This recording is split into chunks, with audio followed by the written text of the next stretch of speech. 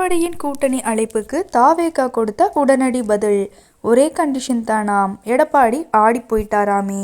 2026 சட்டசபை தேர்தலுக்கு இன்னும் சில மாதங்கள் மட்டுமே உள்ள நிலையில் தமிழக அரசியல் களம் சூடுபிடித்துள்ளது. இந்நிலையில் திமுக ஆட்சியை அகற்ற ஒத்த கருத்துடைய கட்சிகள் அதிமுக கூட்டணியில் இணையலாம் என எதிர்க்கட்சி தலைவர் எடப்பாடி பழனிசாமி பேசியது அரசியல் வட்டாரங்களில் பெரும் கவனத்தை ஈர்த்தது. அவரது இந்த கருத்து புதிதாக அரசியல் களத்தில் வந்துள்ள விஜய் தலைமையிலான தமிழக வெற்றிக் கழகத்துக்கு விடுக்கப்பட்ட மறைமுக அழைப்பாக பார்க்கப்பட்டது. இதற்கு உடனடியாக பதிலளித்த தாவேகா தரப்பு தங்களின் நிலைப்பாட்டை தெளிவாக அறிவித்துள்ளது.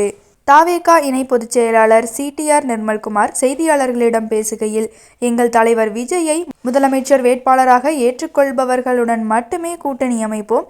எங்கள் அரசியல் எதிரியுடனும் கொள்கை எதிரியுடனும் கூட்டணி கிடையாது என்பதை திட்டவட்டமாக சொல்லிவிட்டோம்.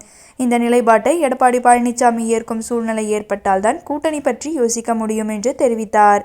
மேலும் அதிமுக முன்னாள் அமைச்சர் KP முனுசாமி தாவேகாவை தூய கட்சி அல்ல கலப்பட கட்சி என விமர்சித்தது குறித்த கேள்விக்கு பதிலளித்த நிர்மல்குமார், எங்கள் தலைவர் விஜய் திமுகவை தீய சக்தி என்று கடுமையாக விமர்சித்ததற்காக அதிமுகவினர் பதில் சொல்ல வருவது வேடிக்கையாக உள்ளது. திமுகவும் அதிமுகவும் அரசியல் பங்காளிகளாக இருப்பது இப்போது வெட்ட வெளிச்சமாகியுள்ளது என கூறியுள்ளார்.